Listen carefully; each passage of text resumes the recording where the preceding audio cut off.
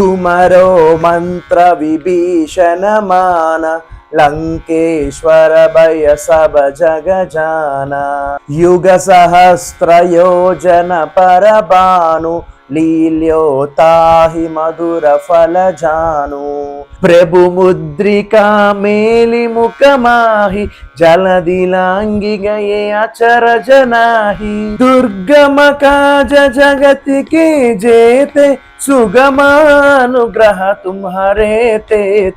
నీ ఆలోచనను విభీషణుడు అంగీకరించి లంకకు రాజు అయిన విషయము జగములో అందరికీ తెలుసు.